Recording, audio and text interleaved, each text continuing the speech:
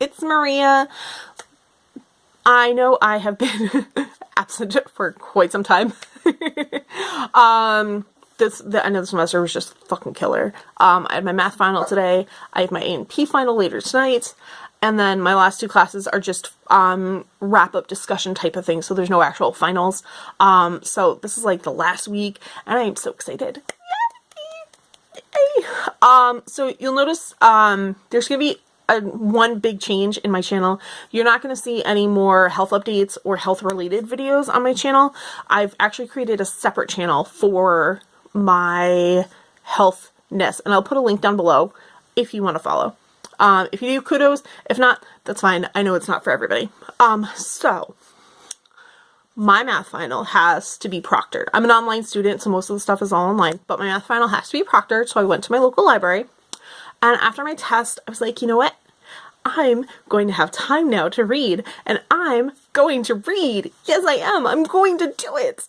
So I went, and my intention was to pick up the last book in the Crown of Stones trilogy by C.L. Schneider. I have it on ebook. I just don't gravitate toward my ebooks, and it's just my thing. I just want physical books to hold and flip through and smell and feel and eat. It's the biggest debate in the book world, in my opinion. Anyway, so I knew where they were in the library because I've seen them before perusing, but they only have the first two. They don't have the third one. So I was like, plan B. The J.R. Ward book that came out earlier this year, The Beast, which is part of the Black Dagger Brotherhood series, which I haven't read yet because I haven't bought it because of my 2016 book buying ban. Yay! 25 days left, guys. I can do it. I can do it. But who's counting, right?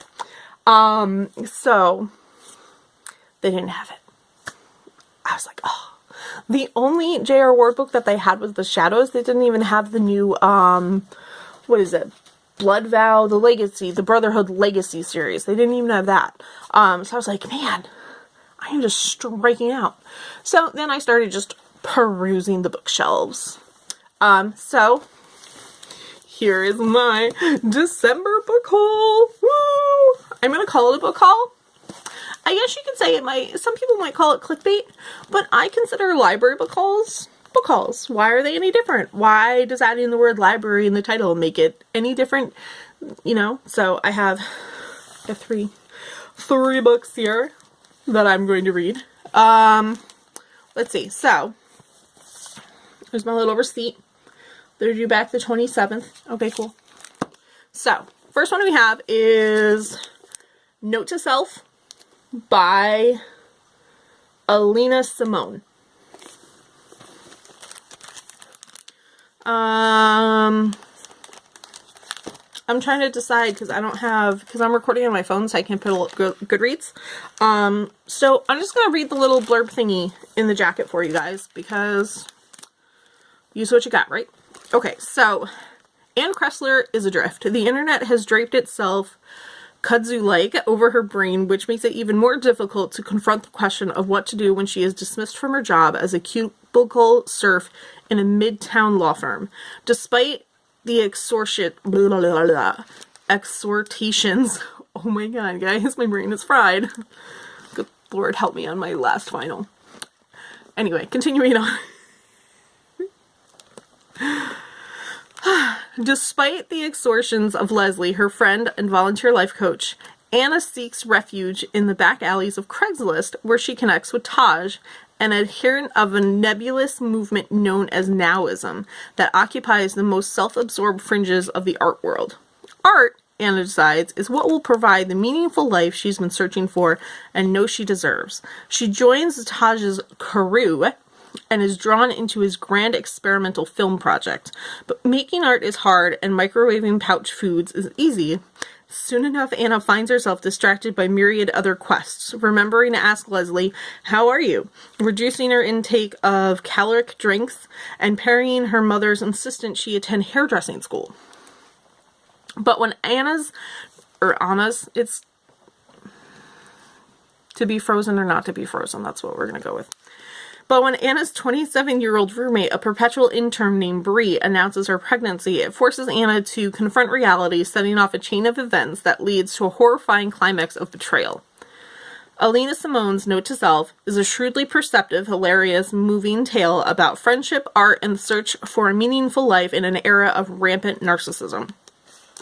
So I picked this up because it sounded interesting to me.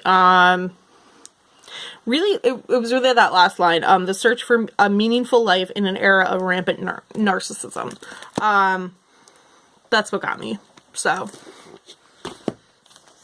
next up. Dietland by Sarah Walker. I saw this and I was like, that sounds familiar. So it's probably on my Goodreads, want to read. So, because everything's on there. So, let's see here. The diet revolution is here, and it's armed. Ooh, pulls you right in from the jacket. Bam! Bam!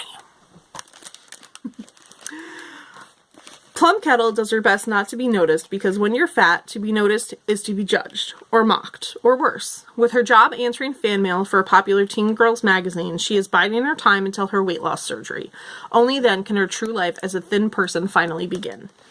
But when Plum notices she's being followed by a mysterious woman in colorful tights and combat boots, she finds herself falling down a rabbit hole into the world of Calliope House, a community of women who live life on their own terms.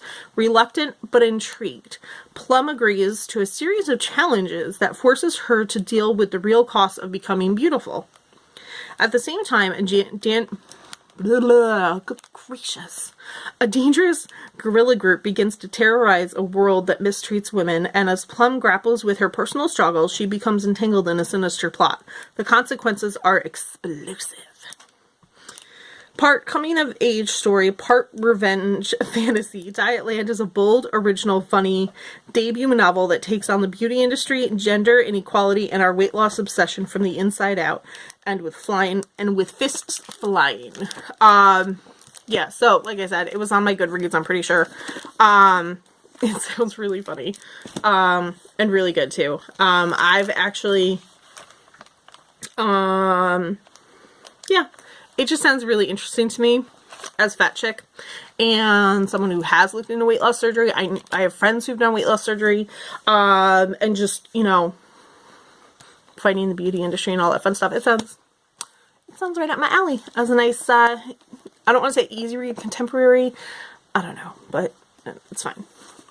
So, and last we have Better Than Chocolate. Ooh, let's see, can you guys, ooh. Yay, library covers. Better Than Chocolate by Susan Wagner. Let's see here. Okay. Be careful what you wish for. You know, it's always a good starter. Just be careful what you wish for. I love it. Gives you a new twist on things. Food writer Annie Wilkins is about to step on the express elevator up to wealth and fame. Her husband, Tom, a research scientist, has done the impossible. He's invented the ultimate indulgence. Fat-free, carb-free, calorie-free chocolate that tastes like the real thing, only better. When Tom's company proposes using Annie and Tom as the product spokespeople, Annie thinks she's hit the jackpot. Suddenly, she's getting the life most people can only dream of. Goodbye to writing Wally on a Stick articles for Minnesota menus. Hello to showcase houses and a mini celebrity lifestyle, rubbing elbows with the hoi polloi. Make room for new furniture, pots of melting chocolate, glossy pictures of America's new fabulous couple, and a gorgeous remade Annie. As Annie soon learns, fame does have its price. She's under corporate orders to lose 20 pounds. Make that 25. The cameras. And her hair, all wrong. Then there's her official workspace, a kitchen set, and a lovable husband who has become overnight America's sexiest scientist. That should be a thing. That should totally, like, forget, like, sexiest man alive. We need to get some sexy scientists. Who wants to petition with me for that? Yeah? Okay. Moving on. Not to mention her suddenly worldly children, an amorous French chef, a PR, staffer in permanent overdrive, and a whole new... Wait. Oh my God, guys. The words cut off. There just so happens to be like a rip. So hold on. And a whole new Millie requiring her to spend. Is that really a bad thing? I'll find out when I read this. Annie's wickedly funny and all too believable flirtation with life at the top proves that just when she thinks, what could possibly go wrong, something certainly does. Now she has to find a way to save her sanity, her marriage, and her life. So, again, sounds good. I gravitated toward some weight beauty standard books. Except for this one, the Note to Self. But that's okay. Anyway. New Year's coming. Everyone's thinking about getting healthier. The holidays are here. All that fun stuff. So, my choice in books isn't surprising, considering that this is the last week of the semester. I have time to focus and get balance back in my life. Find meaning in my life. Find balance with reading funny things. So, you know, that's... yeah, so those are the books that I got from the library. We'll see what I think. I will do book reviews on them all. Hopefully, one of the things I want to work on are better book reviews instead of the generic, or not generic, but you know what, I'm going to do a separate video on book reviews, like my thoughts on book reviews. So stay tuned for that. And I'll rant on there because this video is already a hella fucking long. So yeah, so let me know what you've picked up from the library or your bookstore. What are you reading this month? Clearly I don't pick holiday stories. So, but yeah, let me know what's going on and I will see you guys in the next video. Later.